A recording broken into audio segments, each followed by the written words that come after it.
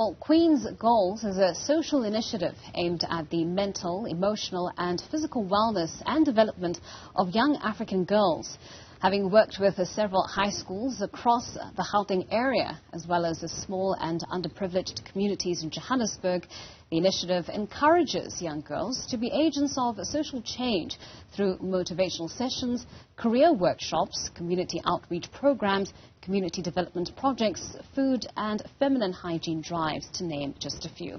Well, for more on this initiative, we're joined by its founder and executive director, Vanessa Alili. Vanessa, thank you so much for your time and thank you for joining us in our studios this morning. When I was going through your biography, I was taken aback at the fact that you founded this at 20 years old. Yes, I did. I don't want to recall what I was doing at 20, but I mean, just talk to us about what it was about, what Queen Goals is trying to achieve that really resonated with you at such a young age and really kind of, drove you to start this initiative. Yeah, thank you very much for that and thank you for having me. I think, first of all, from a very young age, my parents have always been people who were socially conscious, you'd say. And, especially with my dad, he'd always, because he's an academic, he's a historian, so obviously, most of the time, he'd always talk to me about, the progress of the African, community, of the African continent, essentially.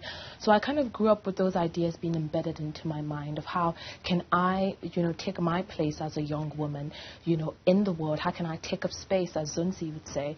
And I think for me, when at 20, it was very important for me because I realized that there was a school, just close by where I stayed, a small high school. And I began going there to, just have talks with the girls and, kind of like encourage them, mentor them, kind of offer them, some kind of support, I would say. And I realized that, doing those projects, the girls really, I could see the change in them and I could see how it helped the school. And I remember I would have, principals or teachers come and say, these talks you're having, they're really important.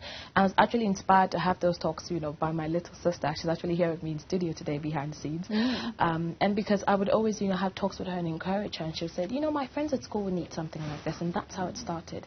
And once I saw that, then the vision just grew from there. So it started first with little talks at school, support groups, and I realized that we can do so much more, because I think for me it's very important that we realize the role that the African girl child plays in the overall prosperity of Africa, but most importantly in the economic development of a country. I think when you empower women, you empower a whole community. I know people say it and it seems like just a cliche saying, but it's actually very profound because somebody invested in me, somebody empowered me, and look at what I'm doing now. Exactly. So talking about the vision growing and Queen's Goals sort of being able to scale up, I was fascinated by, a number of the projects that you've undertaken over the course of several years. You have your feminine hygiene drive, of course, but you also have these motivational sessions.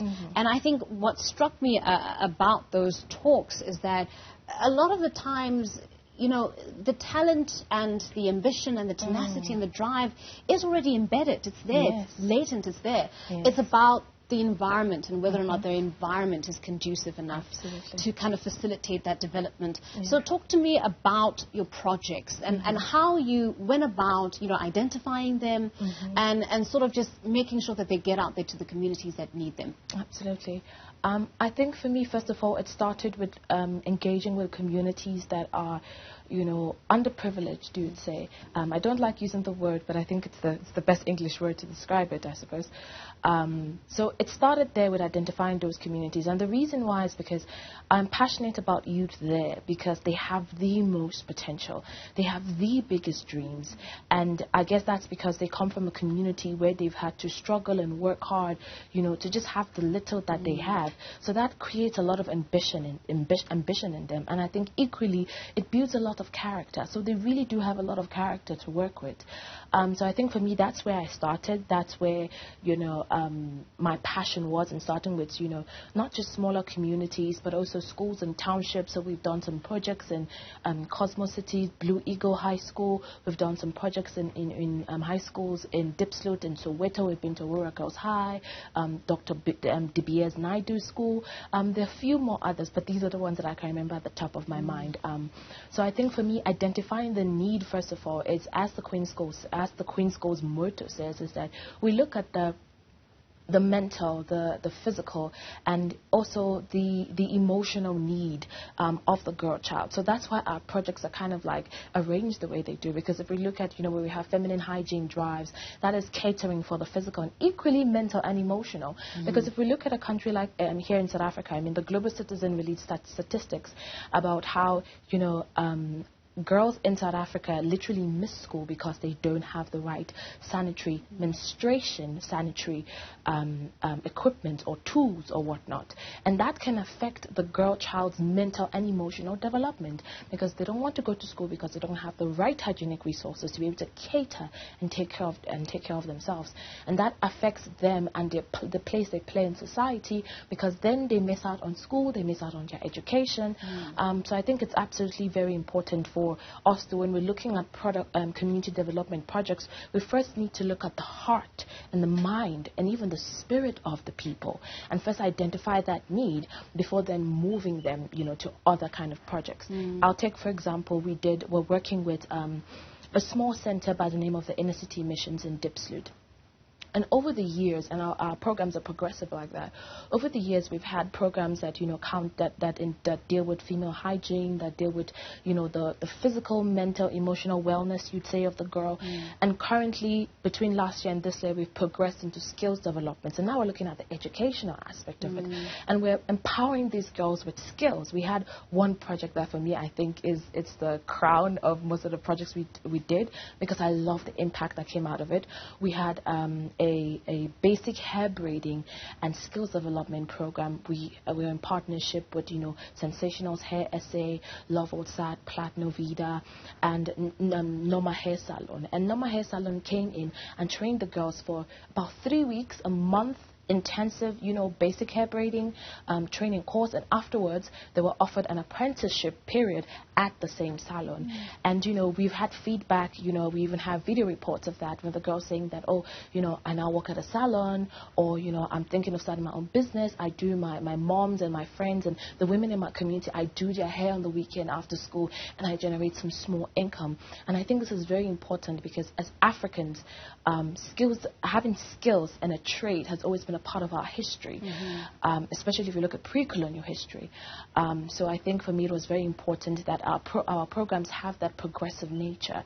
We encounter the emotional, what it is that they feel and they deal with, give them that support, and at the same time then empower them to get out of whatever it is, circumstance or environment or situation that they might have. That's such an important leg of the work that you do, the empowerment, because it's one thing to present someone with an idea that they can sort of work towards and aspire towards, but when they go home and they find themselves, disadvantaged, in the sense that they don't have the equipment, then it sort of stalls the entire process. So that empowerment element is so important.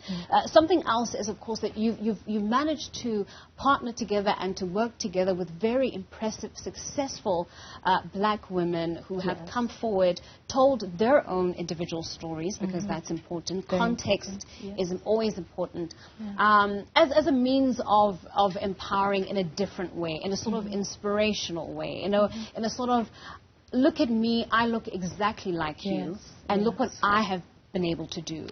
So just talk to us about those partnerships and sort of the important role of representation that they played. Absolutely. I think it's very important. That's why we have, the mentorship aspects of our program.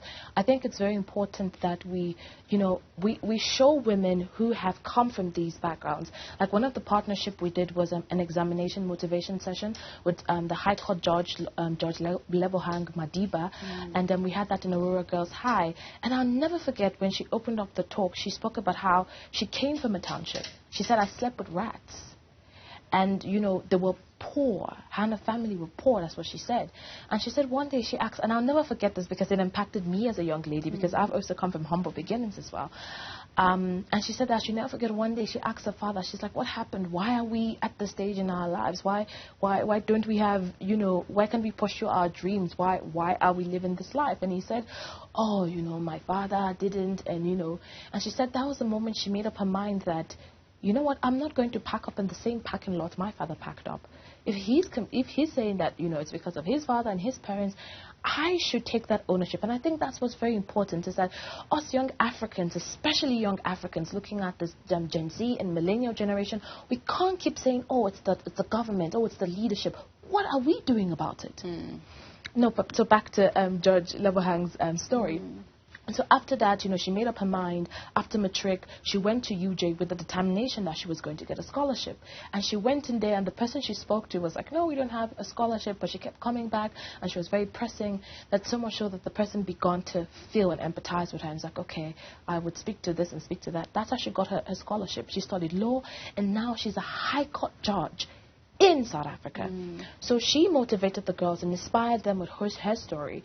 And, after some of the girls were crying during the session. After the session, some of them came up to her and came up to me and said that, wow, they're so inspired. Some of them said, oh, you inspired me to now actually want to study law. You inspired me to want to get my grades up, because now actually I don't just want to, after my trick, just chill. I want to find something to do, because she came from the same background as they did. So I think it's very important to collaborate with women who can be representatives. We see that with a lot of South African women who are going and doing amazing things. The newly crowned Miss Essay, she's a young woman doing amazing, community projects. You have Zonzi, you have Numzamo Mbata. You have these women who are making, change around the world, and who, young South African women or young African women, let's start there, can look up to and be like, wow, I want to be that. I want to aspire to be that. So I think it's very important for representation. So, I think you're right, 100%, that we have, as a generation, we tend to kind of focus on what everybody else isn't doing, as opposed to looking at ourselves as agents of change in our own right. But it is important to have a conversation around how organizations such as yourself can be assisted. Absolutely, partnerships with the state, partnerships with other private organizations are very important for grassroots, sort of community-based organizations like yours. Because we're talking about scaling up, and it's not just about the community of Deep Sloot or some of the inner city missions that you've had. It's about widening it and making sure that more people benefit. So what's your hopes for Queen's goals? Are you hoping to see it, scale up and grow and become a part of a wider circle of young women? Absolutely, definitely. The vision for the Queen's Goals is to, have projects and different projects in schools, communities, centers, branches, whatever the case is, all across Africa. Because, again, our motto is we are for the African girl child, and I think that's the vision. And yes, South Africa birthed the Queen's Goals, but I think South Africa is what's going to help the Queen's Goals expand into other African countries. So I think definitely, as you said, it's very important that we have that support from, the government and private institutions, because I tell you, I'm one of many. There are so many young people, like, I'm not kidding you, we have like a whole forum, sometimes we collaborate and do projects together.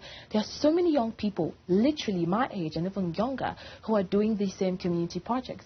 And I feel like we go unlooked by a lot of, government organization or private organization, but our work goes unlooked and we don't gain that support. And a lot of the times we have to do things for ourselves. So I think definitely getting that support is very important.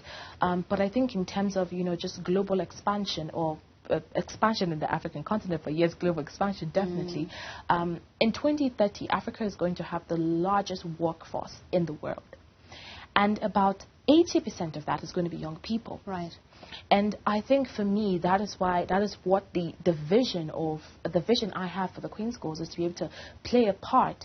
Because when we look at that and we look at unemployment rates, not just in South Africa, all across Africa, we think to ourselves, what is going to be the change? What are we going to do? And that's why skills development programs are an essential part of what the Queen's Goals does, is because we're trying to ignite an entrepreneurial mindset within our youth and say, listen, you don't have to wait for a job to find you. Why don't you create one? Why don't you create an opportunity for yourself? Absolutely. So I think globally, or in the future, that's what we're looking at, yes.